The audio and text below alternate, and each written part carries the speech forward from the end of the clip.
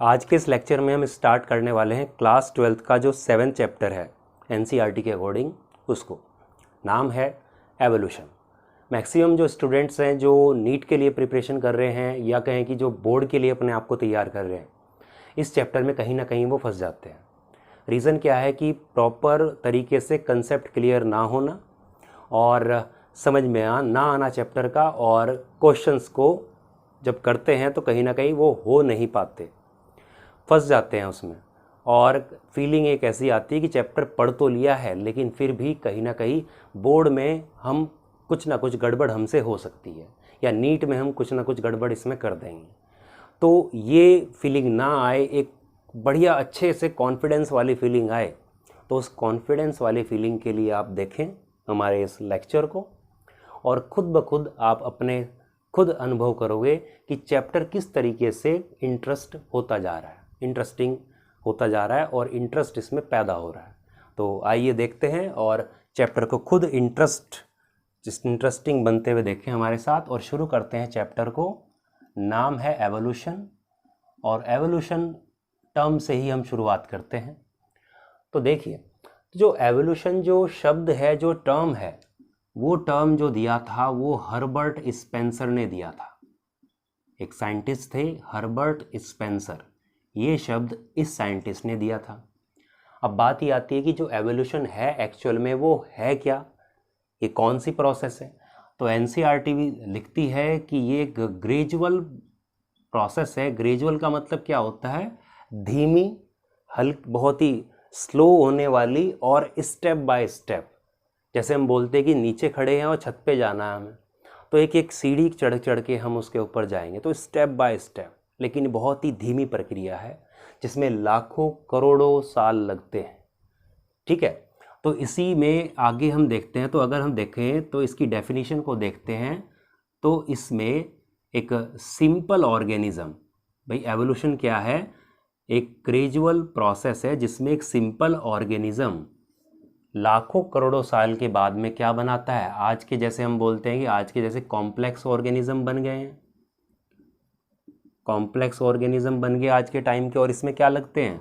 लाखों करोड़ों अरबों साल लगे हैं, ओवर मिलियंस ऑफ ईयर्स, लाखों करोड़ों साल इस प्रोसेस में लगे हैं, जिसमें एक सिंपल ऑर्गेनिज्म कॉम्प्लेक्स ऑर्गेनिजम्स में बदल गया है। तो इसीलिए हम कह सकते हैं कि evolution is a process of gradual modification in which simple organism is converted into complex organisms over millions of years, ये हम कह सकते हैं। तो आशा करता हूँ कि एवोल्यूशन का जो मतलब है ये आपको समझ में आया होगा। अब आगे हम देखते हैं कि ये जो सिंपल ऑर्गेनिज्म से कॉम्प्लेक्स ऑर्गेनिज्म बने हैं, ये एकदम से एक स्टेप में तो नहीं बने होंगे। बीच में जैसे हमने कहा कि सीढ़ियाँ आती हैं बीच की भी, वो बीच की सीढ़ियाँ भी आई होंगी। आज के जो मोस्ट कॉम्प्लिकेटेड ऑर्गेनिज्म हैं, जैसे हम हैं, हायर प्लांट्स हैं, तो एकदम से तो नहीं आए होंगे। बीच में कुछ लोअर एनिमल्स, इंटरमीडिएट स्टेजेस भी आई होंगी। बीच में कुछ ऐसे ऑर्गेनिज्म, कुछ एनिमल, कुछ प्लांट की स्टेज ऐसी भी आई होंगी जो इनके बीच की होगी। कुछ आज हैं धरती पर और कुछ विलुप्त हो चुकी हैं, एक्सटिंक्ट हो चुकी, ख़त्म हो चुकी हैं। तो इसके बारे में कौन बताता है हमें कि भाई ऐसे बीच में थे या नहीं थे? पहले मैं लिख देता हूँ, एवोल्यूशनरी बायोलॉजी। तो एवोल्यूशनरी बायोलॉजी हमें क्या बताती है? हमें बताती है कि किस तरीके से सिंपल ऑर्गेनिज्म से आज के टाइम के जो कॉम्प्लेक्स ऑर्गेनिज्म है वो आए, और क्या क्या बीच में आया होगा। जैसे फॉर एग्जांपल, आपने एक सफ़र शुरू किया अपना दिल्ली से बाय ट्रेन, और आप मुंबई गए। तो दिल्ली से शुरुआत किया, तो क्या ऐसा तो नहीं कि ट्रेन चली और सीधा मुंबई जाके रुक गई? बीच में कुछ इंटरमीडिएटरी स्टेजेस भी आएंगे, यानी स्टेशन आएंगे, जिनके साक्षी कौन है? आप खुद हैं। आप खुद अपनी आंखों से देख रहे हैं और खुद आपके ब्रेन में वो स्टोर हो रहा है। तो वो जो स्टेजेस आप देख रहे हैं, मतलब स्टेशन देखे, उसके साक्षी आप खुद हैं। आप बता रहे हैं कि पहले दिल्ली से चले, बीच में ये स्टेशन आए और मुंबई हम पहुँचे। तो ऐसे ही एवोल्यूशनरी बायोलॉजी क्या बताती, किस तरीके से सिंपल ऑर्गेनिज्म थे उससे इंटरमीडिएटरी स्टेज आई, ये स्टेजेस आई हैं और आज के बने हैं। यानी कि सिंपल से धीरे धीरे धीरे धीरे कौन कौन सी स्टेजेस इस धरती पे आई होंगी और आज के समय पर आज हम ऐसे बने हैं, आज के इतनी ज़्यादा डाइवर्सिटी, इतनी प्रकार के अलग अलग प्रकार के ऑर्गेनिज्म इस धरती पे हैं, उन सभी के बारे में हमें एवोल्यूशनरी बायोलॉजी बताती है। तो इसके लिए हम क्या लिख सकते हैं, हम बोल सकते हैं कि evolutionary biology is the study of history of life forms on earth के ऊपर जो लाइफ जो बनी है, जो भी है जिसकी हमने बात करी, उसकी हिस्ट्री के बारे में बता रही है, इतिहास के बारे में बता रही है, कौन कौन से स्टेप्स, क्या क्या चीज़ें आई होंगी, ये चीज़ बताती है। जैसे सिंपल एनिमल से कैसे आया, हम पढ़ते 11th में, आपने पढ़ा होगा, सबसे पहले आप पढ़ते हैं पोरीफेरा, एनसीईआरटी में लास्ट में पढ़ते हैं आप वर्टिब्रेटा के अंदर मैमल्स। तो किस तरीके सिंपल से कॉम्प्लेक्स आया, वो सारे सीक्वेंस में लगे हुए फाइलम है। तो एवोल्यूशन ही बता रहा है उनको कि ये उसके बाद ये आए हैं, वो एवोल्यूशन का ही क्रम है। तो इसमें हम ये पढ़ते हैं। अब बात ये आती है कि किस तरीके से, अब ये बता रही है, लेकिन कैसे आए कैसे, सिंपल से कॉम्प्लेक्स कैसे बने, आज के फ्लोरा फौना यानी कि आज के प्लांट्स एनिमल्स किस तरीके से इतने हायर तरह के किस्म के बने, इसको अगर जाने तो इसके जानने के लिए हमें कहाँ जाना पड़ेगा। मान लीजिए यहाँ पर हमें हायर प्लांट एनिमल है, हम जाएंगे पीछे देखेंगे सिंपल ऑर्गेनिज्म से आए हैं, लाखों करोड़ों साल पहले ये थे इनके पूर्वज एंसेस्टर। अब देखते हैं कि ये कैसे आए होंगे भाई, क्योंकि जो चीज़ इनकी सेल के अंदर है, जैसे मैं बात करता हूँ एक सेल है, सेल में जैसे न्यूक्लियस है, अगर मान ले मैं यूकैरियोटिक सेल की बात करता हूँ साइटोप्लाज्म में, तो इनके जो साइटोप्लाज्म में जो चीज़ है वही कहीं ना कहीं हमारे सेल की साइटोप्लाज्म में भी है। इसका मतलब कहीं ना कहीं हम सिंपल ऑर्गेनिज्म यानी कि यूनिसेलुलर से आज के कॉम्प्लेक्स मल्टीसेलुलर आए हैं। तो जब सेल का कंपोजिशन लगभग सेम है तो ये वाली सेल कहाँ से आई होगी। तो इस वाली सेल के लिए हम क्या देखते हैं कि भाई जो एलिमेंट हमारी सेल में मिलते हैं वही एलिमेंट कहीं ना कहीं हमारे अर्थ के अंदर भी मिलते हैं। तो इसका मतलब कहीं ना कहीं वो सेल जो फर्स्ट सेल होगी हमारी, वो कहीं ना कहीं हमारी धरती में पाए जाने वाले एलिमेंट से ही मिलकर कहीं ना कहीं बनी होगी, यानी कि नॉन लिविंग से लिविंग मैटर आया होगा, कहीं ना कहीं ऐसा आइडिया लगता है। तो यानी कि जब अर्थ से वो आया होगा ऐसा हमें आइडिया लग रहा है, तो ये सेल कैसे बनी होगी, इसके लिए हमें सोच के देखो क्या पढ़ना पड़ेगा, अर्थ की उत्पत्ति पढ़नी पड़ेगी कि अर्थ कैसे बनी होगी, अर्थ की कंपोजिशन किस तरह की होगी, अर्थ आई जो है, सोलर सिस्टम कैसे बना हमारा, यानी कि सोलर सिस्टम की बात करें तो हमें ब्रह्मांड की बात करनी पड़ेगी, हमें कॉस्मोस यानी यूनिवर्स की बात करनी पड़ेगी। तो इसी सीक्वेंस में हम जब आगे चलते हैं कि भाई अर्थ पर लाइफ का जो ओरिजिन है वो कैसे हुआ, या फिर कहें कि अर्थ पर कॉम्प्लेक्स ऑर्गेनिज्म आज के समय के कैसे आए, उसके लिए हमें क्या करना पड़ेगा, ओरिजिन ऑफ यूनिवर्स यानी कि ब्रह्मांड या कहें कॉस्मोस, ये पढ़ना पड़ेगा। और जब ये बन जाएगा तो जाहिर सी बात है जो अर्थ है, अर्थ भी इसी में इंक्लूड हो जाएगी। ठीक है, तो एनसीईआरटी लिखती है कि जो यूनिवर्स है वो लगभग 20 बिलियन ईयर्स ओल्ड है, यानी कि 20 बिलियन ईयर्स पहले ब्रह्मांड स्पेस बन चुका था। और अर्थ की जो बात करती है एनसीईआरटी, वो लिखती है 4.5 बिलियन ईयर्स एगो अर्थ बनी थी, यानी कि 15.5 बिलियन ईयर्स साल बाद, ब्रह्मांड के बनने के इतने साल बाद 15.5 बिलियन ईयर्स बाद जो है अर्थ बनी होगी, ऐसा एनसीईआरटी में डाटा दिया है। और आपको नीट या बोर्ड के लिए आप प्रिपेयर करते हैं तो आपको एनसीईआरटी का डाटा ही फॉलो करना है, क्योंकि की वहीं से बनेगी। तो ये हुआ। अब बात ये आती है कि ये जो यूनिवर्स बना है, चलो ठीक है, डेट हमने देख ली क्या है, अब ये बना कैसे होगा। भाई कोई था तो है नहीं उस टाइम पे, कोई आदमी बैठा होगा, कोई बूढ़ा बैठा हो कि भाई आज तक ये बता रहा है, या इसके बारे में कुछ हमें हिस्ट्री का कुछ किताब बुक मिली है कि उस टाइम पे जब लाइफ ही नहीं थी, शुरुआत में ब्रह्मांड ही नहीं था, तो बुक कहाँ से आए। तो इसके लिए साक्ष्य प्रमाण हमें कहाँ से मिलते हैं, इसके लिए हमें साक्ष्य मिलते हैं, कुछ थियोरी दी गई है। थियोरी हाइपोथेसिस हैं, परिकल्पनाएं, हमारे ब्रेन की क्या है, कल्पनाएं हैं। ठीक है, अब इस कल्पनाएं में, इस थियोरी में बहुत सारी थियोरी दी गई हैं, जिसमें सबसे जो प्रमुख, सबसे इंपॉर्टेंट जो थियोरी आती है वो है big bang theory. Big bang theory. तो यहीं से आपका एक क्वेश्चन बन जाएगा नीट के, स्पेशली नीट के लिए, बोर्ड में भी बन सकता है क्योंकि एमसीक्यू वहाँ पे भी आ रहे हैं अभी। तो बिग बैंग थियोरी आपसे पूछ सकता है कि हमें क्या बताती है, तो आप बोलेंगे कि बिग बैंग थियोरी हमें बताती है कि हाउ यूनिवर्स ओरिजिनेटेड, कैसे ब्रह्मांड की उत्पत्ति हुई है, ये हमें बिग बैंग थियोरी बताती है। अच्छा, ये बिग बैंग थियोरी दी किसने थी, ये दी थी एबी लेमेत्रे, इन्होंने ये थियोरी दी थी बिग बैंग थियोरी। इस थियोरी के अकॉर्डिंग क्या था, इन्होंने कहा कि लाखों करोड़ों साल पहले, लगभग 20 बिलियन जो डेट दी है, इतने बिलियन ईयर्स पहले भी एक एंटिटी हुआ करती थी, डेंस एंटिटी, कोई इस तरह से क्या है, डेंस एंटिटी हुआ करती थी। ठीक है, जिसका नाम था येलम। येलम एक एंटिटी हुआ करती थी, ये काफ़ी गर्म थी, बहुत ज़्यादा हॉट, बहुत ज़्यादा गर्म हुआ करती थी। तो इसमें क्या होता है, एक ब्लास्ट होता है, ब्लास्ट, ब्लास्ट मतलब थर्मो न्यूक्लियर एक्सप्लोजन। क्या होता है इसमें, थर्मो न्यूक्लियर एक्सप्लोजन होता है, इसमें एक ब्लास्ट होता है। थर्मो यानी कि बहुत ज़्यादा गर्म होती है, इसलिए वो शब्द यूज़ किया थर्मो। तो इसमें एक ब्लास्ट होता है, और ब्लास्ट होने से क्या होता है, ये फैलता है।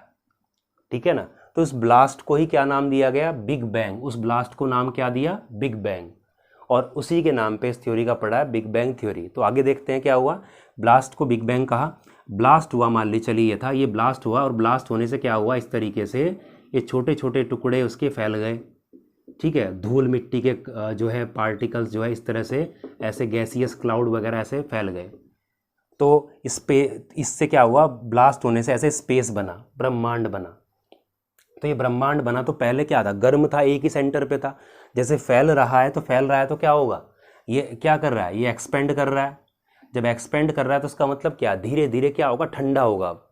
वो जो जो जो ये पार्टिकल था, एंटिटी थी, ये क्या होगी, ये धीरे धीरे फैल रही है तो ठंडा होगा। और एक महान साइंटिस्ट थे, क्या नाम था, स्टीफन हॉकिंग। क्या बोलते थे, इन्होंने कहा कि ब्रह्मांड फैला और अभी भी फैल रहा है। और उन्होंने ही कहा था कि जो ब्रह्मांड है, जो यूनिवर्स है, उसका वो क्या, एक तरह से ज़ीरो है। वो ज़ीरो मतलब क्या है कि पॉजिटिव निगेटिव पावर होती है, एनर्जी है, लेकिन मिलाएंगे तो इक्वल है तो ज़ीरो हो जाता है। तो इसमें हम क्या देखते हैं कि जैसे उन्होंने एग्जाम्पल दिया कि एक गड्ढा जब खोदते हैं तो जो गड्ढा गहराई बढ़ रही है वो निगेटिव पावर है, और उससे जो मिट्टी बन चुकी है ऊपर ढेर लगा वो पॉजिटिव। दोनों को मिलाएंगे तो क्या बन जाएगा, फिर समतल हो जाएगा, प्लेन हो जाएगा, तो ज़ीरो है। तो ऐसे ही यहाँ पर क्या है, फैल रहा है, फैलते फैलते क्या हो रहा है, फैलते फैलते जो पार्टिकल्स हैं ये धीरे धीरे ठंडे होते जा रहे हैं। और इन्हीं के फैलने से क्या हुआ, धीरे धीरे जो ये पार्टिकल्स हैं, जो गैसेस क्लाउड हैं, धीरे धीरे क्या हुए, वो ठंडे होते जा रहे हैं, और वो आपस में क्या हुए, ये मतलब आपस में मिल रहे हैं, पास पास आ रहे हैं, और कहीं ना कहीं इस तरीके से ब्रह्मांड की उत्पत्ति होती है। हमारी गैलेक्सीज़ की जो डिफरेंट गैलेक्सीज़ हैं हमारे ब्रह्मांड में, यूनिवर्स में, वो बनती हैं।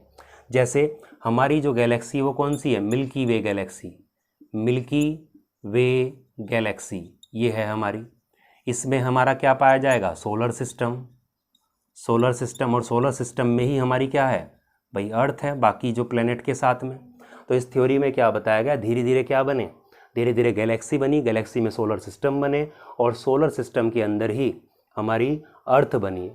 कब भाई, 20 बिलियन ईयर्स पहले क्या बना, ये ब्रह्मांड बना, और अर्थ जो बनी 4.5 बिलियन ईयर्स पहले बनी थी, यानी कि लगभग ब्रह्मांड बनने के 15.5 बिलियन ईयर्स बाद जो है क्या बनी, हमारी अर्थ बनी।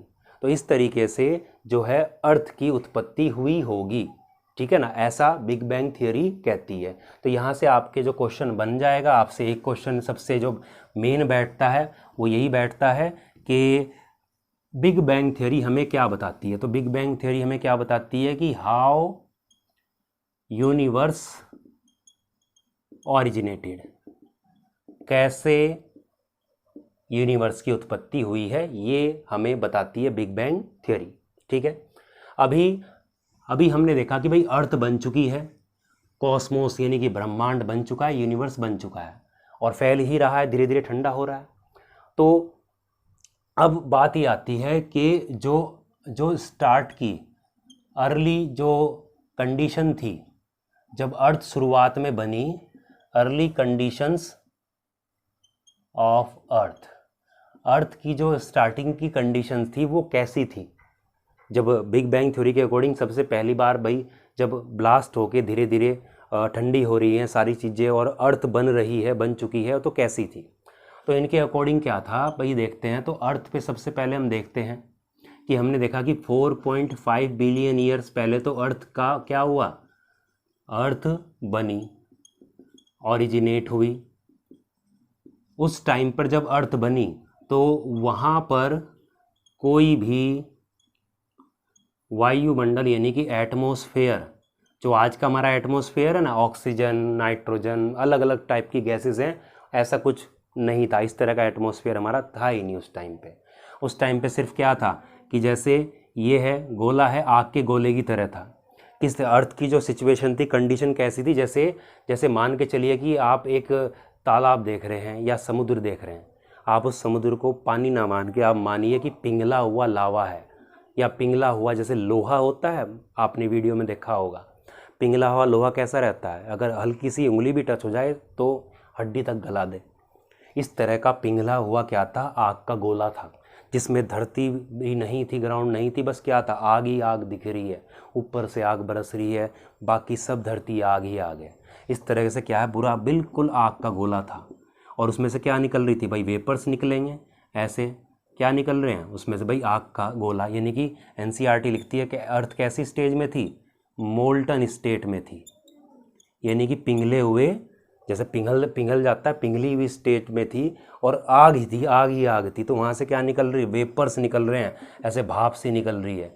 और इस भाप में क्या थी, अलग अलग टाइप की गैसेस हुआ करती थी, जैसे अमोनिया थी, जैसे यहाँ पर मीथेन थी, ठीक है ना, इस तरह की थी। और क्या थे, और जैसे वाटर वेपर थे, इस तरह की क्या थी, कुछ गैसेस हुआ करती थी, लेकिन ऑक्सीजन नहीं थी वहाँ पे। तो ये था। और हमने कहा कि जब सोलर सिस्टम बन चुका था, सूर्य जो सन है उससे पहले बन चुका था, अर्थ से पहले बन गया था। तो मान लीजिए मैं यहाँ पे सन हम बताते हैं, ये रहा सन, और सन के चारों तरफ बाकी प्लेनेट क्या करते हैं, घूमते हैं, ठीक है। तो यहाँ से सन से क्या आएगी, सनलाइट आएगी। तो जब सनलाइट आती है तो सनलाइट में क्या होती है भाई, यूवी रेडिएशन होती है। और अभी तो देखो अभी तो अर्थ अच्छे से बनी ही नहीं है, एटमॉस्फेयर नहीं है, तो ओजोन कहाँ से आएगी जो हमें अल्ट्रावायलेट रेडिएशन से बचाए, हम ही नहीं है तो यूवी कहाँ से, वो ओजोन कहाँ से है। तो यूवी लाइट है, यूवी लाइट सन रेज के साथ में आती है। और जैसे ये वाटर वेपर है, ये दिखाई दे रहा है, तो इस पर क्या हुई, यूवी लाइट टकराती है और इसको हाइड्रोजन और ऑक्सीजन में क्या कर दिया, इसको तोड़ दिया इसने। हाइड्रोजन क्या होती है, हल्की होती है, लाइट होती है, ठीक है, इसलिए क्या होगी, ये जो है स्पेस में चली गई। ये कहाँ चली गई, ये स्पेस में ऊपर चली गई, ठीक है। और जो ऑक्सीजन है, ऑक्सीजन यहीं पर धीरे धीरे यहाँ पर एटमॉस्फेयर में रही, ठीक है। और साथ में क्या हुआ, खाली ऑक्सीजन है, ऑक्सीजन पे भी क्या हुआ, यूवी पड़ेगी, तो ये भी नेसेंट ऑक्सीजन में ऐसे टूटी। और ऑक्सीजन, ये नेसेंट ऑक्सीजन और ऑक्सीजन यानी कि O2 + O मिलके क्या बनाया होगा, O3, ओजोन बनाया होगा। तो ओजोन की लेयर धीरे धीरे इस तरीके से अर्थ के चारों तरफ बनने लगी होगी। और इसमें आपको एक चीज़ ध्यान रखना है, जैसे जैसे ये टाइम बदल रहा है, इसमें लाखों करोड़ों साल लग रहे हैं एक एक स्टेप में, जैसे जैसे टाइम बदल रहा है वैसे वैसे अर्थ धीरे धीरे ठंडी होती जा रही है, धीरे धीरे अर्थ ठंडी होती जा रही है, ठीक है। और जैसे जैसे धीरे धीरे अर्थ ठंडी होगी और जब इसका टेम्परेचर 100 डिग्री C के नीचे आ जाएगा, तब जाके इस पे पानी का जो है ओरिजिन होगा, फर्स्ट टाइम वाटर आएगा यहाँ पर। तो ये चीज़ बन रही है, लाइट वगैरह सब ये ठीक है, ओजोन लेयर बन चुकी है इस तरीके से, यूवी लाइट की कृपा से बन गई यहाँ पे, ठीक है। अब यहाँ पर टेम्परेचर धीरे धीरे डाउन होता जा रहा है और ये जो ऑक्सीजन, बाकी जो ऑक्सीजन बची थी, ये मीथेन और अमोनिया के साथ में रिएक्ट करके बाकी कार्बन डाइऑक्साइड और दूसरे कंपाउंड और साथ में वाटर रिलीज़ करती रही। धीरे धीरे अर्थ ठंडी होती रही। अर्थ ठंडी होती रही तो जो वेपर हैं ये धीरे धीरे इनका क्या होगा, जब सौ से नीचे जाए कंडेंसेशन होगा तो यही बूंद की फॉर्म में नीचे आते रहेंगे। यानी कि अब क्या होगा, अब ठंडी हो रही है तो ये जितने भी वेपर थे ये सारे ठंडे होके, और जिनमें क्या होंगे, केमिकल कंपाउंड्स होंगे, पानी के साथ में ड्रॉप के साथ में नीचे आएंगे। और अर्थ जैसे जैसे ठंडी हो रही है तो अर्थ पे क्या है, गहरे गहरे कहीं ऊपर कहीं नीचे गड्ढे हैं। तो लाखों हजारों साल तक ऐसे ही ये ड्रॉप्स आती रही और धीरे धीरे ओशियन, समुद्र की उत्पत्ति इस तरीके से अर्थ पर हुई होगी जो आज हम देखते हैं। यानी कि जो अर्थ है, अर्थ पर पानी आया, केमिकल वगैरह उसी के साथ में आए, तो उस पानी के अंदर ही इन केमिकल की हेल्प से कहीं ना कहीं पहले ऑर्गेनिक मॉलिक्यूल बने होंगे। और ऑर्गेनिक मॉलिक्यूल का क्या मतलब है, ऑर्गेनिक मॉलिक्यूल क्या होंगे, ऑर्गेनिक यानी जो लिविंग से मिलते हैं। तो कहीं ना कहीं क्या हुआ कि लाइफ की ओरिजिन इस तरह से हुआ होगा। तो अर्ली कंडीशन की हमने बात की है कि अर्थ की अर्ली कंडीशन ऐसी रही होगी। अब बात करते हैं कि अर्थ पर ओरिजिन लाइफ का कैसे हुआ होगा। तो देखिए, जो लाइफ के ओरिजिन की हम बात करते हैं तो इस चैप्टर को हम 3 तरीके से, 3 स्टेप में हम इसको पढ़ेंगे। 3 स्टेप कौन कौन से हैं? सबसे पहले हमने पढ़ा origin of universe and earth, ये पढ़ा। उसके बाद में हम पढ़ेंगे origin of life on earth, जिसमें हम क्या पढ़ेंगे, 2 स्टेप पढ़े जाएंगे। 2 स्टेप कौन से हैं? Origin of first life form, वो कौन सी? ए सेलुलर, यानी कि सेल नहीं है, सिर्फ ऑर्गेनिक मैटर बने हैं। और यहाँ पे क्या आ जाएगा, दूसरा स्टेप आ जाएगा ओरिजिन ऑफ फर्स्ट सेल, यानी कि सेलुलर फॉर्म, पहली सेलुलर फॉर्म बनी होगी। यानी कि पहले अगर देखा जाए स्टेप में तो पहले ये और फिर ये, इससे ये बना। तो ये अर्थ आई और अर्थ के बाद में क्या होगा कि भाई लाइफ, और यहाँ पर कॉम्प्लेक्स ऑर्गेनिज्म आज के बने। तो यहाँ पर हम देखते हैं ओरिजिन ऑफ यूनिवर्स ये पढ़ लिया है। अब origin of life on earth ये चलेगा अभी। तो पहली बार जब अर्थ पर लाइफ का ओरिजिन हुआ तो ये देखो, ये अर्थ पर पहली बार लाइफ फॉर्म आई है, इसको बोलते हैं केमिकल एवोल्यूशन। और जब पहली लाइफ फॉर्म से पहली सेल फॉर्म आई होगी उसको बोलते हैं बायोलॉजिकल एवोल्यूशन। और इससे क्या आया है, देखो इससे आया कॉम्प्लेक्स ऑर्गेनिजम्स बन गए आज के टाइम के, तो इसको बोलते हैं ऑर्गेनिक एवोल्यूशन। तो अभी हमारा कौन सा पार्ट चलेगा? अभी हमारा केमिकल एवोल्यूशन वाला पार्ट चलेगा, ठीक है, वो भी स्टार्ट करेंगे अभी। तो केमिकल एवोल्यूशन के लिए आपको हमेशा याद रखना है कि ऑक्सीजन नहीं होनी चाहिए। ऑक्सीजन अगर होगी तो नहीं हो पाएगा। केमिकल एवोल्यूशन के लिए रिड्यूस्ड इन्वायरमेंट चाहिए, ऑक्सीजन नहीं होनी चाहिए। बाकी इसके बाद में ऑक्सीजन आ जाएगी, तब उसके बाद में ये चीज़ें शुरू होंगी। तो पहले अर्थ पर पहली फर्स्ट लाइफ फॉर्म आएगी जो सेल नहीं थी, शुरुआती प्रोटोसेल थी एक तरह से, वो आई, उसको केमिकल एवोल्यूशन कहेंगे।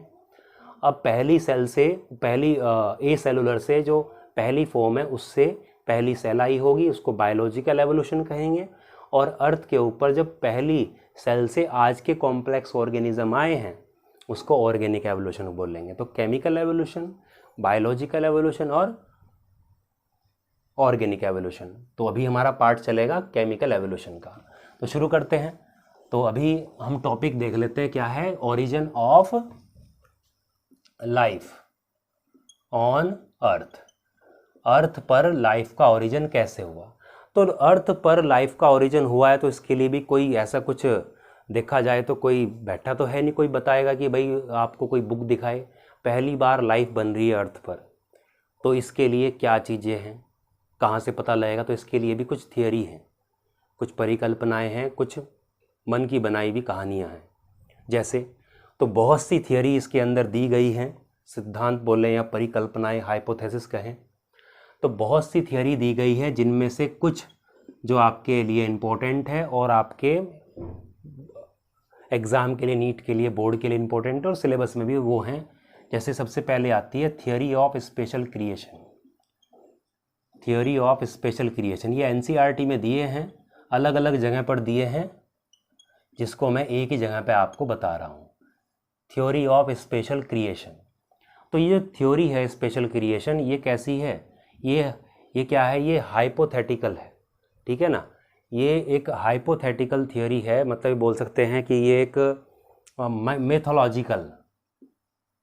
मैथोलॉजिकल जो है, यानी कि पौराणिक कथाओं के आधार पर, बोलते हैं ना कथाएं, या किसी ग्रंथ के अनुसार जो है, कथाओं के आधार पर ये थियोरी है।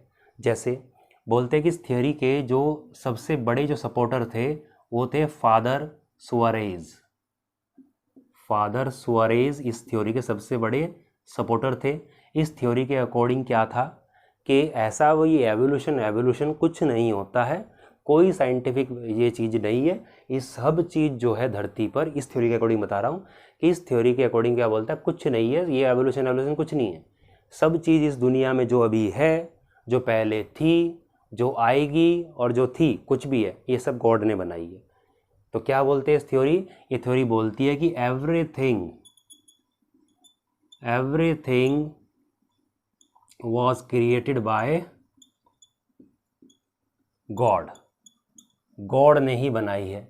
और ये थ्योरी किसके अकॉर्डिंग चलती है, अकॉर्डिंग टू बाइबल के अकॉर्डिंग फादर सुआरेज ये इसको सपोर्ट करते हैं इस थ्योरी के, गॉड ने बनाई हैं सब चीज़ें।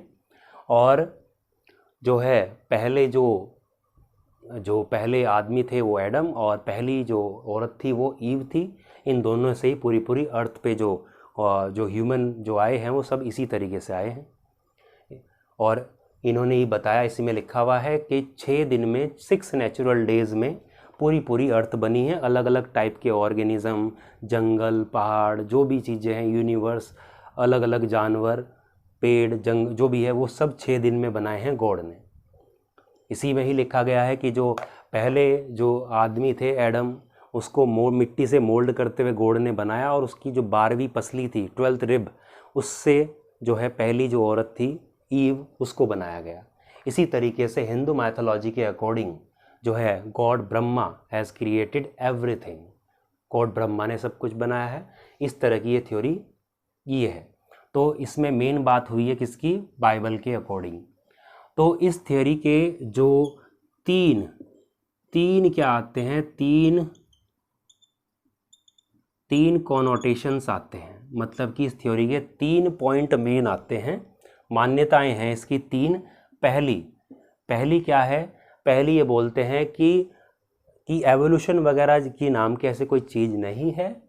वैसे तो इस तरह का नहीं बोला, मतलब ये निकलता है, और इस थ्योरी का पहला पॉइंट निकलता है कि अर्थ पर जिस तरह के ऑर्गेनिज्म आज हैं उसी तरीके से गॉड ने पहले बनाए थे, इसमें कोई चेंज नहीं हुआ है। स्टार्टिंग में जो गॉड ने बनाया, everything was created by God, ठीक है ना, जैसे बनाए थे आज भी वैसे ही हैं, बस रिप्रोडक्शन जैसे जनन हो रहा है और आगे चलते जा रहे हैं, वंश चलता जा रहा है। तो पहला पॉइंट बोलता है ये। दूसरा पॉइंट बोलता है कि डाइवर्सिटी, जो डाइवर्सिटी यानी कि अलग अलग प्रकार के जो ऑर्गेनिज्म हैं, जो इस धरती पे आज हम देखते हैं, जैसे गाय, भैंस, अलग अलग प्रकार के प्लांट्स, जितने प्रकार की भी स्पीसीज, प्रजाति, जानवर, प्लांट, ऑर्गेनिज्म जब आज हम देखते हैं, वो आज जैसे हैं ऐसे ही गॉड ने बनाए थे, इतने ही बनाए थे, इतने ही आज हैं, और फ्यूचर में भी यही रहेंगे। यानी डाइवर्सिटी जो है जैसी थी ऐसी है, and will be the same in future में भी सेम ऐसी ही रहेगी। और तीसरा पॉइंट बोलता है कि अर्थ जो है वो सिर्फ 4000 साल पुरानी है, जबकि हमें प्रमाण से पता है कि भाई अरबों साल पुरानी है, लेकिन ये क्या बताते हैं कि सिर्फ 4000 साल पुरानी है। इस थ्योरी का कोई साइंटिफिक बेसिस नहीं है, और 19th सेंचुरी में इस थ्योरी को काफ़ी चैलेंज किया गया, अलग अलग साइंटिस्ट ने चैलेंज किया, और इसका मतलब क्या हुआ है कि ये थ्योरी अब जो है भाई अगर साइंटिफिक तरीके से देखा जाए तो मान्य नहीं है, ऐसा दूसरे साइंटिस्ट कहते हैं। इसी में पहली थ्योरी ये थी। दूसरी थ्योरी जो हम बात करते हैं वो है थियोरी ऑफ पैंसपर्मिया। मैं कुछ भी आपको सिलेबस से एक्स्ट्रा नहीं करा रहा हूँ, हाँ समझाने के लिए मैं आपको अलग से ज़्यादा अच्छे तरीके से बता रहा हूँ, एक्सप्लेन कर रहा हूँ, जिससे आपको नीट में कोई क्वेश्चन ना छूटे, बोर्ड में कोई क्वेश्चन ना छूटे, मतलब कोई भी एमसीक्यू आपका ना छूटे, इस तरीके से बता रहा हूँ। बाकी टॉपिक आपके सिलेबस में आप चाहें तो एनसीईआरटी को अच्छे से पढ़े, आपको मेन ये टॉपिक कहीं ना कहीं लाइन दिखी जाएगी। एक आती है थ्योरी ऑफ पैंसपर्मिया। पैंसपर्मिया इस थ्योरी के, ये थ्योरी क्या बोलती है? ये थ्योरी कहती है कि मान लीजिए जो अर्थ है, ये अर्थ है, मान लीजिए अर्थ जब बनी, ऐसे ही लाखों करोड़ों प्लेनेट और भी हैं हमारे स्पेस में, ठीक है, बहुत सारी गैलेक्सी हैं, गैलेक्सी में बहुत सारे सोलर सिस्टम है, बहुत सारे प्लेनेट हैं अलग अलग। तो ये बोलते हैं इस थ्योरी में कि स्पेस के, ब्रह्मांड के किसी अननोन पार्ट से, जिसका नहीं पता है, कहीं से डस्ट वगैरह की फॉर्म में, यानी कि स्पोर की फॉर्म में, जैसे वो स्पोर्स होते हैं हवा में, जैसे आप सब्जी आपने बनाई है, खाने की कोई चीज़ें रख दो 2-4 दिन के लिए, खुद ब खुद सड़ जाती है, क्योंकि हवा में क्या होते हैं, स्पोर होते हैं, वो आगे न्यूट्रिशन मिलता है और ग्रो कर जाते हैं, फंजाई लग जाता है। ऐसे ही स्पोर्स किसी अननोन पार्ट से, ठीक है, अननोन पार्ट से क्या आए, स्पोर्स आए, यानी कि कहा गया इसमें कि life comes on earth from unknown part of universe. Life comes on earth from unknown part of universe in the form of, किस फॉर्म में आई है, इन दी फॉर्म ऑफ स्पोर्स की फॉर्म में आई है, और यहाँ पर आई, न्यूट्रिशन मिला, पानी मिला, ग्रो कर गई, और धीरे धीरे क्या हुआ, आज के टाइम के हम देखते हैं। ये थियरी जो ग्रीक फिलॉसफर है ये मानते हैं, और आज के कुछ जो एस्ट्रोनॉमर्स हैं वो भी इस थ्योरी को मानते हैं। ये जो कंसेप्ट था ना कि स्पोर की फॉर्म में दूसरे प्लैनेट से या किसी दूसरे पार्ट से, स्पेस के अननोन पार्ट से स्पोर की फॉर्म में हमारी अर्थ पर जो लाइफ आई है, इसी कंसेप्ट को क्या कहा गया, इसी कंसेप्ट को नाम दिया गया पैंसपर्मिया, और इसी के लिए हम क्या यूज़ करते हैं, थियोरी ऑफ पैंसपर्मिया। क्लियर है? 2 थियरी यहाँ से होती है। आप रफ कॉपी का यूज़ करते रहे और अपने ऐसे टेक्निकल नोट्स बनाएं। और आपको अगर इस चैप्टर के नोट्स चाहिए हैं तो टेलीग्राम जो लिंक, आपको जो लिंक मिलेगा टेलीग्राम चैनल का, उसको आप ज्वाइन करें, आपको नोट्स मिल जाएंगे, हैंड रिटन नोट्स। अब यहाँ से हम क्या करते हैं, ओरिजिन हो गया है लाइफ का, तो तीसरी थियरी हम पढ़ते हैं यहाँ पर, ये हो जाएगी थियरी ऑफ स्पॉन्टेनियस जनरेशन। ये थियरी है, यहाँ से क्वेश्चन बोर्ड में कई बार आए हुए हैं। इसको ए बायोजेनेसिस भी कहते हैं, ए बायोजेनेसिस। इस थ्योरी के अकॉर्डिंग क्या होता है कि जो लाइफ आई है वो किससे आई है, यानी कि लाइफ जो आई है, लाइफ कहाँ से आई है, लाइफ originated from inanimate मतलब नॉन लिविंग इनएनिमेट मैटर। और क्या शब्द जोड़ दिया, स्पॉन्टेनियसली मतलब अपने आप, हिंदी में इसलिए बोलते हैं स्वतः जनन सिद्धांत, यानी कि स्पॉन्टेनियसली अपने आप नॉन लिविंग से लिविंग मैटर आया है, यानी कि लाइफ आई है, ऐसा इस थ्योरी को बोला गया। और लंबे समय तक ये थ्योरी को मानते रहे, और यहीं पर पास्चर का जिक्र भी आएगा, तो इसको मानते रहे। और इसके सपोर्ट में कई अजीबोगरीब एग्जाम्पल भी अलग अलग जो साइंटिस्ट उस टाइम पे मानते थे। ग्रीक जो एस्ट्रोनॉमर, ग्रीक जो फिलोसफर थे, अर्ली ग्रीक फिलोसफर, वो ऐसा मानते थे। तो इसमें जैसे एग्जाम्पल इसके सपोर्ट के लिए क्या दिए, इन्होंने कहा जो नाइल रिवर है मिस्र में, जो है नाइल रिवर जो है, ठीक है, उसके जो कीचड़ है, जो उसका मड है, उसके मड में जो स्नेक, क्रोकोडाइल, मेंढक यानी कि फ्रॉग्स एक्सेट्रा, ये खुद ही स्पॉन्टेनियसली ओरिजिनेट हो जाते हैं, अपने आप ही वहीं से उत्पत्ति हो रही है इनके, खुद उसके कीचड़ से, नील नदी के, नाइल रिवर के। एक एग्जाम्पल और दिया, एक एग्जाम्पल दिया, ये थे वॉन हेलमोंट। उस टाइम पर काफ़ी अच्छा नाम था इनका भी साइंटिस्ट की गिनतियों में, वेल होन में हेलमोंट बोलते हैं, बस ऐसे ही बता रहा हूँ इसको, इस थ्योरी आपको अच्छे समझ में आ जाए।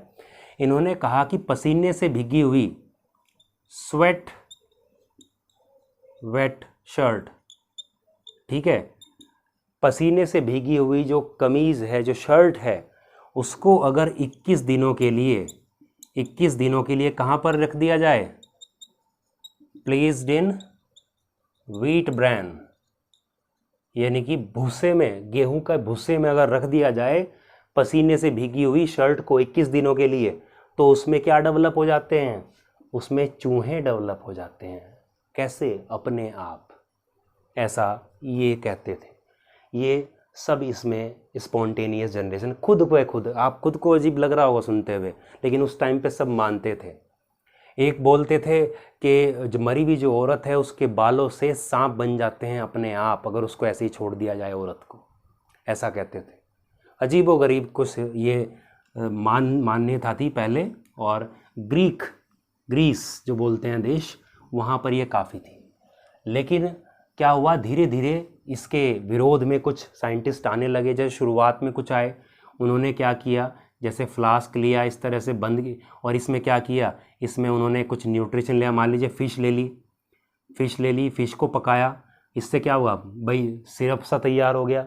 और उन्होंने क्या किया, इसको नीचे से उबाल दिया, ये बताने के लिए कि झुट्टी है, स्पॉन्टेनियस नहीं हुआ करता कुछ, तो ऊपर से क्या कर दिया, इसको बंद कर दिया कॉर्क से, और नीचे से उबाल दिया, उबाल के कॉर्क लगा दी बाद में। तब क्या हुआ, इसको कई हफ्तों तक छोड़ा, और इसमें कुछ भी इसमें कोई बैक्टीरिया फंजाई कुछ नहीं होगा। इससे उन्होंने कहा कि भाई देखो, अपने आप कुछ नहीं उगता है, अगर हम इसको खोलेंगे ना, तो तब ये कुछ दिनों में रखते हैं तो ये सड़ जाता है, क्योंकि बाहर से जो कोई जीव हैं इसके अंदर आ जाते हैं, तब ये सड़ता है, अपने आप कुछ नहीं होता। तो इसके जो मानते थे स्पॉन्टेनियस जनरेशन को, उन साइंटिस्ट ने क्या कहा, साइंटिस्ट ही कह लो उनको, और क्या कहें, तो उन्होंने क्या कहा, उन्होंने ये कहा कि भाई एक तो कि स्पॉन्टेनियस जनरेशन के लिए एक वाइटल फोर्स की ज़रूरत होती है। वाइटल फोर्स मतलब एक दैवीय शक्ति की ज़रूरत होती है, दैवीय शक्ति की ज़रूरत होती है, वाइटल फोर्स की ज़रूरत होती है, जिसको आपने उबाल के तो आपने ख़त्म कर दिया। ऊपर से आपने वो अंदर घुसता वाइटल फोर्स दोबारा से अंदर, उसको आपने क्या कर दिया, कॉर्क लगा के बंद कर दिया। तो ये स्पॉन्टेनियस जनरेशन कैसे होगा? इन्होंने इस तरह से ऑब्जेक्शन किया। उनका कोई इसका लॉजिक नहीं है, सबको पता है कि उन्होंने सही कहा था, लेकिन फिर भी इन्होंने इस तरह से किया। लेकिन जिन्होंने ये एक्सपेरिमेंट किया था, ये अपनी बात को अच्छे तरीके से समझा नहीं पाए, और फिर कई साल तक स्पॉन्टेनियस जनरेशन ही चलता रहा। लेकिन बाद में आते हैं फिर सदी के महान साइंटिस्ट, नाम था लेविस पास्चर। जो आप दूध पीते हैं, पैकेट देखते हैं, उस पर पास्चराइजेशन लिखा रहता है, वो इन्होंने ही दिया था। रेबीज का टीका कुत्ता काट लेता है, वो भी टीका इन्होंने ही बनाया था। तो पास्चर ने क्या किया कि चलो ठीक है, इनको अब हम बताते हैं आपको कैसे करते हैं, इसको डिस्प्रूव कैसे किया जाए इस स्पॉन्टेनियस जनरेशन को। तो पहले तो हम यही लिख देते हैं कि he disproved the theory of spontaneous generation की थियोरी को इन्होंने डिस्प्रूव किया, लेविस पास्चर ने। कैसे किया भाई? बहुत बड़े साइंटिस्ट थे अपने टाइम के, जब ये जीवित थे, जब से इन्होंने एक्सपेरिमेंट शुरू किया, उसमें जो है क्या था, उस काल को, उस पीरियड को गोल्डन ईरा कहा जाता है माइक्रोबायोलॉजी का। आपको अगर जानना है लेविस पास्चर के बारे में और ज़्यादा तो टेलीग्राम ग्रुप से जुड़े, वहाँ पर मैं आपको इनकी एक लेख है इनके बारे में, मैं वो डाल दूँगा, आप उसको वहाँ से पढ़ सकते हैं लेविस पास्चर के बारे में। तो लेविस पास्चर ने क्या किया, इन्होंने क्या किया, स्वान नेक एक्सपेरिमेंट किया इन्होंने। इसमें क्या किया इन्होंने, एक फ्लास्क लिया ऐसे, उसको क्या कर लिया, उसको तो ऊपर से तोड़ दिया, ठीक है, और एक दूसरा फ्लास्क लिया, उसकी जो गर्दन थी वो कैसी थी, वो स्वान, हंस की गर्दन के जैसी थी, ऐसा लिया। इसमें क्या लिया इन्होंने इसमें शुगर, दोनों में शुगर प्लस यीस्ट लिया और इसको बॉयल किया, उबाला तो क्या हो गया, जो यीस्ट है वो डेथ होगी उसकी, मर गया। तो हम इसलिए लिखा मिलता है आपको बुक में कि शुगर प्लस किल्ड यीस्ट, तो इसको क्या कर दिया इन्होंने, बॉयल कर दिया, तो क्या हो गया, किल्ड यीस्ट लिया इसमें भी और सेम इसमें भी किया। गर्म करने के बाद में इन्होंने क्या कर दिया, इसको रख दिया। रखने के बाद लगभग कोई कुछ हफ्तों बाद, कुछ दिनों बाद जो है इसमें देखा तो यहाँ पर तो क्या हो गया, फंगस बैक्टीरिया ग्रो करके सड़ गया, ये अजीब सी स्मेल आने लगी, कलर चेंज हो गया, जबकि ये जू का तू रहा। अब इन्होंने कहा लेविस पास्चर ने, अब आ जाओ वाइटल फोर्स वालों जो बोल रहे थे आप लोग, तो इन्होंने कहा कि ये देखो, ये रहा, ये खुला हुआ भी है, यहाँ से वाइटल फोर्स जो आप लोग कहते हो वो आ सकता है, यहाँ से भी आ सकता है, यहाँ से भी आ सकता है, लेकिन फिर भी ये सड़ गया है, ये नहीं सड़ा, क्यों, वाइटल फोर्स नहीं होता, कुछ नहीं, स्पॉन्टेनियस कुछ नहीं हुआ करता है, इसके पीछे कुछ ना कुछ कारण होता है। इन्होंने कहा कि ये खुला हुआ था, एयर में क्या होते हैं, बहुत सारे स्पोर्स होते हैं, अलग अलग ऑर्गेनिज्म, बैक्टीरिया, फंजाई के, वो एयर से यहाँ पे मिल गए, यहाँ पर इनको न्यूट्रिशन मिला तो वो ग्रो कर गए। जबकि दूसरी तरफ क्या हुआ, यहाँ पर आए तो यहाँ पे स्टक हो गए, कुछ आगे नहीं जा पाए, तो क्या हुआ, आगे नहीं जा पाए तो यहाँ पर ग्रोथ नहीं हुई, तो स्पॉन्टेनियस कुछ नहीं होता है, तो ये तो खुला हुआ था, अब बताओ स्पॉन्टेनियस कहाँ रहा। तो इस स्वान नेक एक्सपेरिमेंट से इन्होंने क्या किया, इसका जो कंक्लूजन निकलता है क्या है, डिस्प्रूव दी स्पॉन्टेनियस जनरेशन। उन्होंने कहा कि लाइफ कहाँ से आती है, life comes from there pre existing life, यानी कि जो एक लाइफ है वो अपनी पहले से एग्जिस्ट करती हुई लाइफ से आती है। जैसे हम अपने माता पिता से आए हैं, एक सेल डिवाइड करके 2 सेल बना दे, तो वो वहाँ से आई है, तो इसको क्या बोलते हैं, स्पॉन्टेनियस जनरेशन की थ्योरी थी, जिसको लेविस पास्चर ने डिस्प्रूव किया। बोर्ड एग्जाम में कई बार क्वेश्चन आया हुआ है कि स्पॉन्टेनियस जनरेशन की थ्योरी को किसने और कैसे डिस्प्रूव किया, तो आप बताओगे लेविस पास्चर ने किया, और कैसे किया, अपने स्वान नेक एक्सपेरिमेंट से किया। ये थी ये वाली थ्योरी। अब बात कर, लेकिन अगर आप इसमें देखते हो इस थ्योरी को, इन्होंने ये डिस्प्रूव तो किया, ये बताया कि लाइफ यहाँ से आती है अपनी प्री एग्जिस्टिंग से, लेकिन ये एक्सप्लेन नहीं करा हुआ है कि जो प्री एग्जिस्टिंग लाइफ है वो वाली, वो कहाँ से आई, यानी कि ओरिजिन नहीं बता पाए। इन्होंने एक तरह से ये बताया कि आगे लाइफ कैसे चलती है, एयर में होते हैं स्पोर वगैरह जो भी है, लेकिन ये नहीं बता पाए कि लाइफ का ओरिजिन धरती पे कैसे हुआ। इसके लिए जो अब आती है सबसे लास्ट वाली जो थियोरी आती है वो आती है, और उसमें उस थियोरी से पता लगता है कि किस तरीके से लाइफ का ओरिजिन होता है। तो ये है मॉडर्न थियोरी,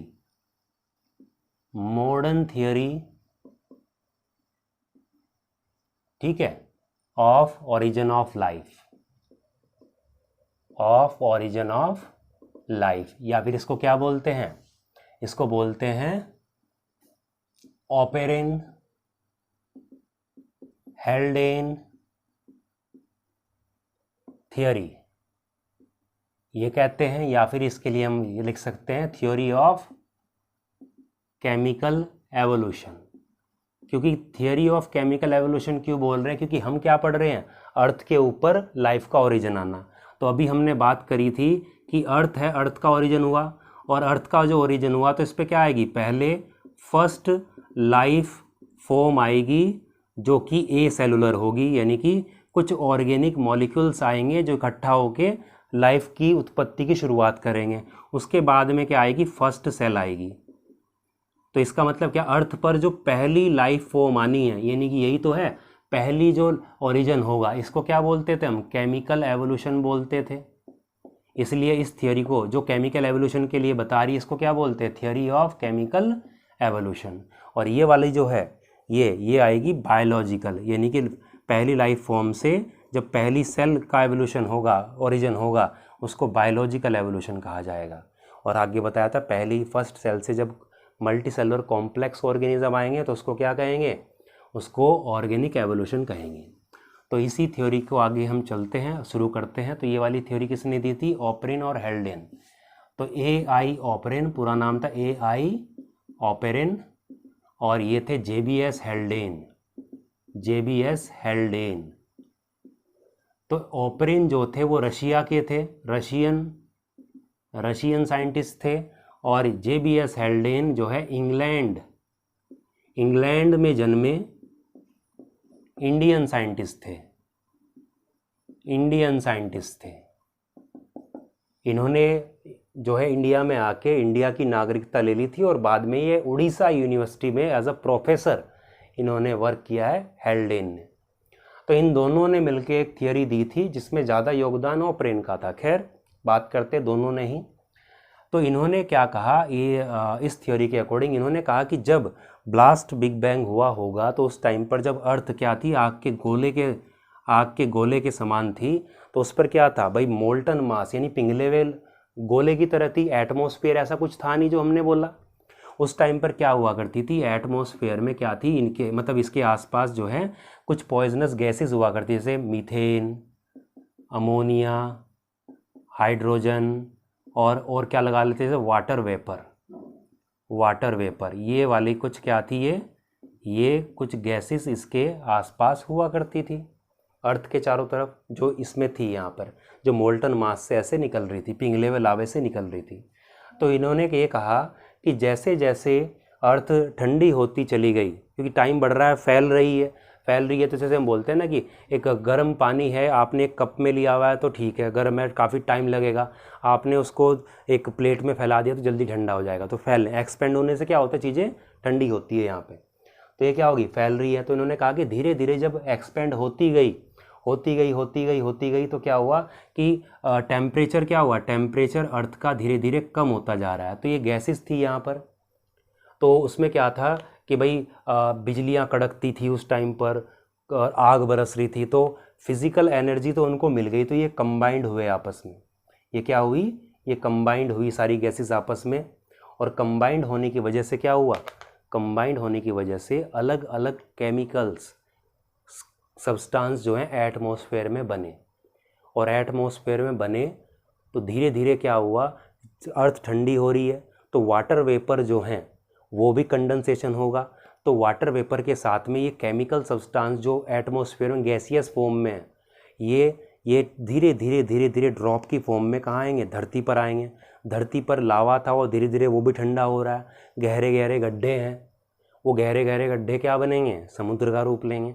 धीरे धीरे हज़ारों साल तक सेम प्रोसेस चलती रही, और जो गहरे गहरे जो गड्ढे थे उसने क्या ले लिया, समुद्र का फॉर्म ले लिया, ओशियन बन गए।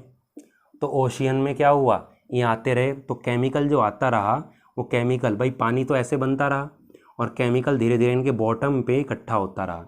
और कहीं ना कहीं पहले जो ऑर्गेनिक मैटर जो बने होंगे, जैसे प्रोटीन है, यानी कि अमीनो एसिड्स जो हैं जिससे प्रोटीन बनती है, कार्बोहाइड्रेट, लिपिड वगैरह सब पानी में बने होंगे।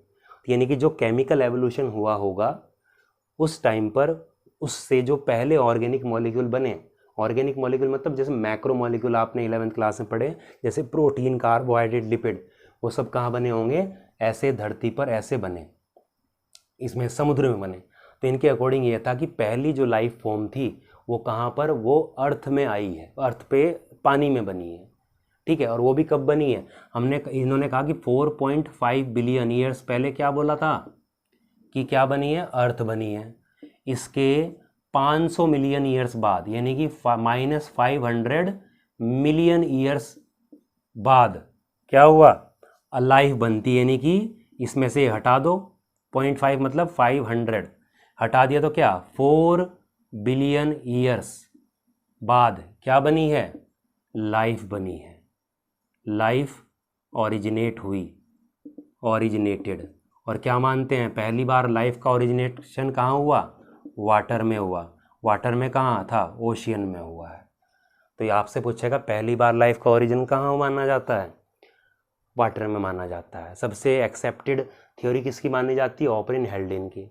अब बात ये आती है हम इस थ्योरी को क्यों माने, इस थ्योरी को क्यों माने, है तो ये भी सोची समझी, कोई था तो है नहीं उस टाइम पे। तो इस थ्योरी के कुछ साइंटिफिक सपोर्ट दिए गए हैं, एक्सपेरिमेंटल एविडेंस दिए हुए हैं इस थ्योरी के, तो जिनकी हेल्प से ये थ्योरी कहीं ना कहीं मतलब ठीक लगती है। तो जैसे इसके लिए थे स्टेल ने मिलर, यानी कि हम बोल सकते हैं कि एक्सपेरिमेंटल एविडेंस। एक्सपेरिमेंटल एविडेंस किसके लिए, एक्सपेरिमेंटल एविडेंस किसके लिए, ऑपरेन हेल्डेन की थ्योरी के लिए। ऑपरेन हेल्डेन की थ्योरी के लिए एक्सपेरिमेंटल एविडेंस। तो किसने दिए थे ये दिए थे गिवन बाय स्टेनले मिलर। और साथ में इनके टीचर भी थे, टीचर का नाम था हैरोल्ड सी यूरे कौन थे, मिलर के टीचर थे, टीचर ऑफ मिलर। इन्होंने साथ में मिलके दी थी इन दोनों ने। तो इसके लिए इन्होंने क्या किया, सेम जो इन्वायरमेंट जो ऑपरेन हेल्डेन ने बताया अर्थ का पहले था, वो सेम जो है ये लैब में कंस्ट्रक्ट करते हैं अपनी लैब में। तो उसके लिए क्या करते हैं, ये एक फ्लास्क लेते हैं, फ्लास्क लिया, फ्लास्क में इन्होंने गैसेस का मिक्सचर लिया। कौन सी गैसेस ली, यहाँ पर गैसेस कौन कौन सी, वही वाली जैसे अमोनिया, मीथेन, हाइड्रोजन और वाटर वेपर, तो खैर अभी आ ही जाएंगे। तो ये ली, लेकिन कोई ऑक्सीजन, नो ऑक्सीजन, याद रखना ऑक्सीजन नहीं ली। और इसको क्या किया, यहाँ से ऐसे कनेक्ट कर दिया इन्होंने, किसके साथ में, इन्होंने एक बॉइलिंग वाटर चैम्बर के साथ में इसको ऐसे कनेक्ट कर दिया। बॉइलिंग वाटर, यहाँ से क्या कर रहे हैं, वाटर को बॉयल कर रहे हैं, ये पानी है यहाँ पर, और इसको यू ट्रैप से एक यू ट्रैप से इसको कनेक्ट कर दिया ऐसे, यू ट्रैप से कनेक्ट करके ये यहाँ से ऐसे कनेक्ट कर दिया, और ये हो गया यहाँ से। और यहाँ पर इस थोड़ा सा नीचे लेते हैं इसको, कंडेंसर लगा देते हैं इसमें, ये लगा दिया यहाँ पे कंडेंसर, ये क्या है, कंडेंसर है। तो यह गैसेस का मिक्सचर है इसका, साथ में क्या लगा दी इन्होंने, इलेक्ट्रोड्स लगा दी, ठीक है, कैथोड और एनोड लगा दी स्पार्किंग के लिए। अब क्या होता है, अब यहाँ से इन्होंने स्पार्क भाई स्विच ऑन किया, स्पार्क हुआ, जैसे पहले बिजलियाँ कड़कती थी, ऐसे क्या हुआ, एनर्जी के लिए कि जिससे इनमें केमिकल रिएक्शन हो सके इनके बीच, तो इलेक्ट्रिकल स्पार्क दिया। और इस एरिया का टेम्परेचर कितना रखा, 800 डिग्री सी रखा। याद रखिएगा टेम्परेचर, और या दूसरा चीज़ याद रखनी है, ऑक्सीजन नहीं थी, एक बार बोर्ड में क्वेश्चन आया हुआ ऐसा। तो यहाँ पर हमने देखा कि ये स्पार्किंग जब हुई तो इस फिज़िकल एनर्जी की वजह से इनमें क्या हुई, रिएक्शन। साथ में इधर से पानी बॉयल हो रहा है, तो वेपर निकल के ऐसे आ रहे हैं यहाँ से, और यहाँ पर आ रहे हैं, इनके साथ मिक्स हुई, और यहाँ से ये सारा जो वेपर की फॉर्म में गैसियस जो भी केमिकल कंपाउंड है यहाँ से गुजरेंगे। यहाँ पर क्या लगा, कंडेंसर। कंडेंसर क्या करेगा, कंडेंसेशन करेगा, मतलब कि वेपर को लिक्विड में कन्वर्ट करेगा। तो ये लिक्विड बन गया। तो ये लिक्विड यहाँ से होता हुआ कहाँ, इस यू ट्रैप में आया, और यू ट्रैप से होता हुआ इस तरीके से यहाँ पर वापस इसमें गिर गया आगे। तो पंप वगैरह का सिस्टम किया हुआ है। अब यहाँ पे जो जा रहा है तो इस तरीके से चलता रहा। लगभग 18 दिनों बाद यहाँ पर इस यू ट्रैप में कुछ ऑरेंज कलर का कुछ यहाँ पर जमा सा दिखाई देता है, जंग होता है, जंग, रस्ट, इस तरह का यहाँ पे यू ट्रैप पे जमा हुआ दिखाई दिया। जब इसको इन्होंने खुरच के देखा, खुरच के यहाँ से निकाला, तो इनको दिखा कि ये क्या है, ये अमीनो एसिड्स थे, और अमीनो एसिड्स क्या बनाते हैं, प्रोटीन बनाते हैं। अब अगर मैं आपसे कहूँ कि भाई प्रोटीन लेके आओ, तो आप कहाँ से लाओगे, या तो प्लांट से या एनिमल से। तो प्लांट और एनिमल से ही ला सकते हैं, इसके अलावा तो नॉन लिविंग चीज़ से प्रोटीन मिलती ही नहीं है।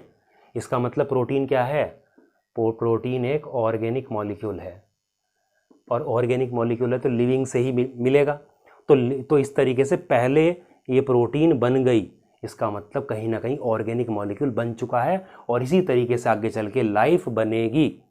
अब इसको इसी जो ओपेन स्टेनले मिलर का ये एक्सपेरिमेंट था, इससे साबित होता है कहीं ना कहीं उनकी थ्योरी को सही मान सकते हैं, उसकी ओपेन हेल्डेन की थ्योरी को। अब ये वाला जो थ्योरी थी, इसी के मतलब इसको हम मानते हैं, इसलिए मानते हैं क्योंकि दूसरे साइंटिस्ट ने भी सेम कुछ इसी तरीके के एक्सपेरिमेंट उस टाइम पर किए थे।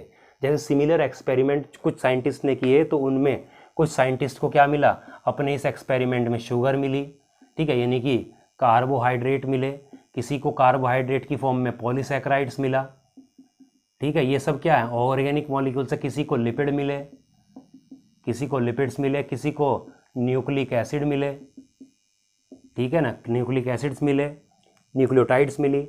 तो इस तरीके से साबित हुआ कि कहीं ना कहीं ये सब ऑर्गेनिक मॉलिक्यूल जब मिल रहे हैं, तो कहीं ना कहीं ये सेम प्रोसेस जो ओपेन हेल्डेन ने बताई थी वो कहीं ना कहीं सही है, कहीं ना कहीं सही है। इस तरीके से क्या होता है, केमिकल एवोल्यूशन होता है।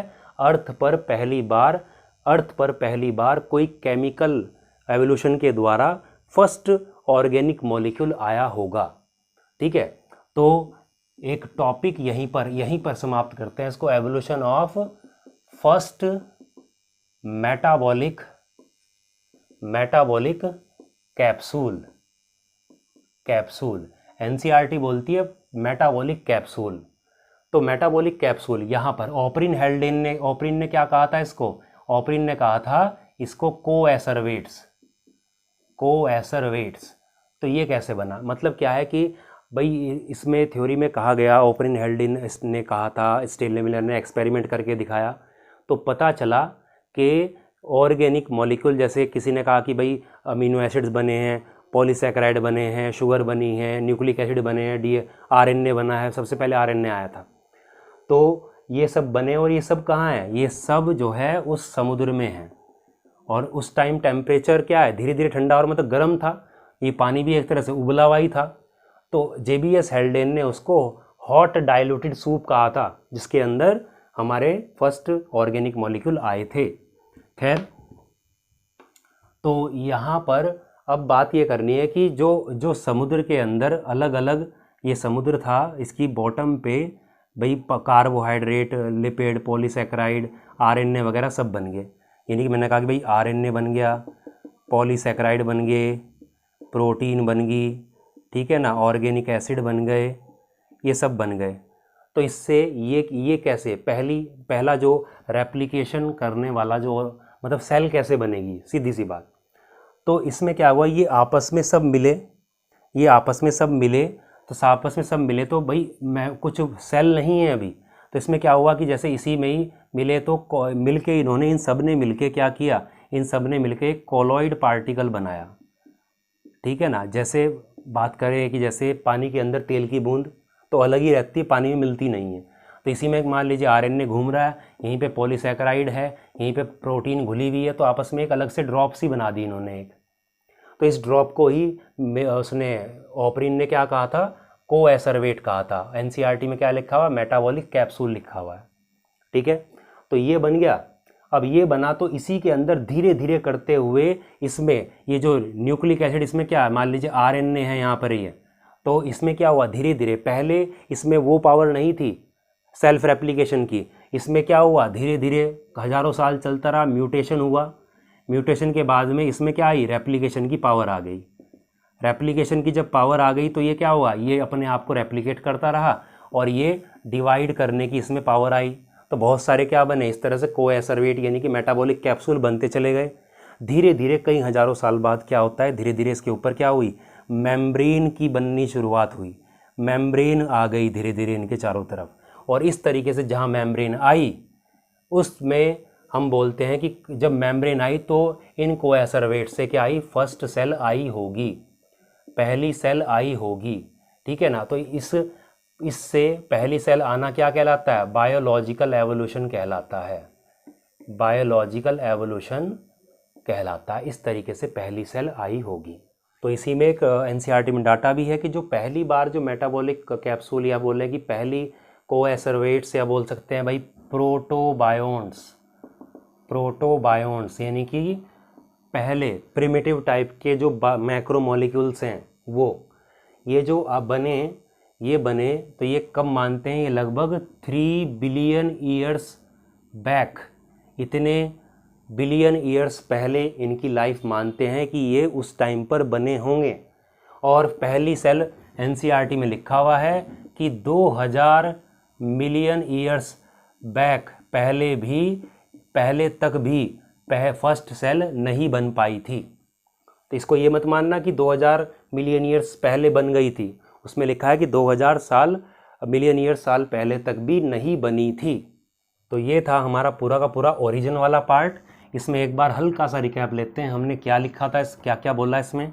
तो इसमें सबसे पहले आपको याद रखना है कि origin of universe and earth. तो याद रखना यूनिवर्स का कब माना जाता है, 20 बिलियन ईयर्स पहले, और ये मानी जाती है 4.5 बिलियन ईयर्स पहले। अर्थ पर जो फर्स्ट लाइफ मानी जाती है कब आई होगी, 4 बिलियन ईयर्स पहले मानी जाती है, ठीक है। और सबसे पहले जो पहले प्रोटोबायोन्ट्स जो आए होंगे, प्रोटोबायोन्ट्स यानी कि बोलते हैं कोएसरवेट्स, यानी कि पहले मेटाबॉलिक कैप्सूल जब पहली बार आए होंगे, ये तो यहाँ पे ऑर्गेनिक मॉलिक्यूल आने की शुरुआत है। ये कब आए होंगे, ये आए हैं कब बोला, 3 बिलियन ईयर्स पहले। और फर्स्ट सेल कब आई है, फर्स्ट सेल कब आई, इन्होंने कहा, एनसीईआरटी लिखा कि 2000 मिलियन ईयर्स पहले तक भी नहीं आई थी, ठीक है। 2000 मिलियन ईयर्स पहले तक भी, याद रखना, नहीं आई थी। Do not originated up to 2000 million years back, इतने हजारों साल पहले तक भी नहीं आई थी। और हमने देखा ओपरिन हेल्डेन की थ्योरी देखी और उसका एक्सपेरिमेंटल एविडेंस देखा स्टेनले मिलर का। तो स्टेनले मिलर में आपको याद रखना है कि इन्वायरमेंट कैसा रखना है, रिड्यूसिंग रखना है, रिड्यूसिंग यानी कि ऑक्सीजन नहीं लेनी है। ऑक्सीजन क्या है, अब्सेंट थी पहले, क्योंकि जो केमिकल एवोल्यूशन होना है यानी कि अर्थ पर, केमिकल एवोल्यूशन मतलब अर्थ पर, ये अर्थ है मान लीजिए, अर्थ पर पहले ऑर्गेनिक मॉलिक्यूल की उत्पत्ति होना, ये आना, ये केमिकल एवोल्यूशन है। अर्थ पर पहली बार ऑर्गेनिक मॉलिक्यूल बनना वो केमिकल एवोल्यूशन है, केमिकल बनना एक तरह से।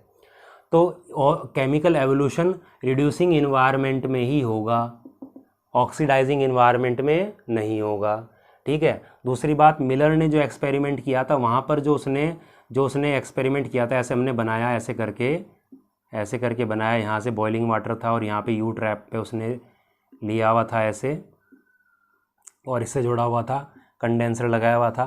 तो यहाँ पर जो इलेक्ट्रोड उसने ली थी वो किसकी बनी हुई थी, तो वो इलेक्ट्रोड किसकी, टंगस्टन की बनी हुई थी, टंगस्टन की बनी हुई थी। और उससे पूछेगा कि टेम्परेचर, बोर्ड एग्जाम में क्वेश्चन आया था, टेम्परेचर कितना रखा था, 800 डिग्री सी। और गैसेस में कौन कौन सी थी, मीथेन थी, अमोनिया थी, हाइड्रोजन थी और वह वाटर वेपर थे जो कि यहाँ से आ रहे थे, लेकिन ऑक्सीजन नहीं थी। तो एक तो आपको डेट याद रखनी है ये वाली, और जो है आपको ये स्टेनले मिलर के ये याद रखने हैं। इस तरीके से हम बात करते हैं कि हमारे पहला जो स्टेप था origin of universe and earth, और प्लस हमने इसके बाद में ये पहला स्टेप कर लिया। दूसरा स्टेप क्या था, origin of life on earth, ये बात कर ली हमने, जिसमें हमने दोनों स्टेप कर लिए। पहली origin of first A cellular form यानी कि ऑर्गेनिक मॉलिक्यूल जैसे कोएसरवेट, और दूसरी हमने बात कर ली ओरिजिन ऑफ फर्स्ट सेल जो कि इसी से हो रही है। तो ये यहाँ तक हमने कर लिया है, ठीक है। इसके बाद में मेन पार्ट शुरू होगा एवोल्यूशन का। एवोल्यूशन क्या है, देखिए ओरिजिन अलग चीज़ है और एवोल्यूशन अलग चीज़ है। तो दो स्टेप में देखा जाए तो मैंने कहा कि भाई यहाँ पर लाइफ आ चुकी है, मैंने कहा कि सिंपल लाइफ आ चुकी है मान लीजिए, ठीक है। यहाँ से कॉम्प्लेक्स जब आएगी, जब कॉम्प्लेक्स लाइफ आएगी तो इसको क्या बोलेंगे, इसको बोलेंगे एवोल्यूशन। सिंपल बात कर रहा हूँ। और ये जैसे अर्थ पर पहली बार आया, अर्थ पर पहली बार हुआ तो ये क्या होगा, ये हुआ ओरिजिन। तो ओरिजिन वाला पार्ट हमारा हो चुका है, अभी एवोल्यूशन वाला पार्ट ही नहीं, सिंपल लाइफ हमारी आ चुकी है अभी। अब क्या आएगा, कॉम्प्लेक्स लाइफ आएगी आगे, ठीक है। अगर आप और इसको जानना चाहते हैं कि किस तरीके से जो है पहली प्लांट आए होंगे, पहले जो है वायरस आया होगा पहली बार, या फिर बोले पहली प्रोकैरियोटिक और पहली यूकैरियोटिक सेल कैसे आई होगी, अगर ये भी जानना चाहते हैं तो कमेंट करें। बाकी आप नोट्स के लिए और जो है जैसे हमने कहा था पास्चर की जो एक स्टोरी टाइप है, अगर उसके लिए अगर आप चाहते हैं उसको नोट्स चाहते हैं तो टेलीग्राम का आपको जो एक लिंक मिलेगा, आप उस पर क्लिक करें, चैनल को ज्वाइन करें टेलीग्राम के, आपको नोट्स वगैरह और बाकी चीज़ें क्वेश्चन वगैरह की PDF वहाँ पर मिलती रहेगी। इस वीडियो लेक्चर में इतना ही। अगले लेक्चर में हम बात करेंगे एवोल्यूशन वाले पार्ट का, जिसमें हम एवोल्यूशन देखेंगे, अलग अलग थियरीज़ देखेंगे और साथ में एविडेंस की बात करेंगे कि एवोल्यूशन हुआ भी है या नहीं, या जो स्पेशल क्रिएशन थ्योरी थी वही ठीक थी, कि जो है वो पहले से ऐसी ही है, वो बदली नहीं है, ऐसी की है ऐसी ही रहेगी, या एवोल्यूशन हुआ है तो उसके कुछ प्रमाण होंगे, कुछ एविडेंस होंगे, तो वो अगली वीडियो में पढ़ेंगे, अगले लेक्चर में पढ़ेंगे। इस वीडियो में इतना ही। Thank you.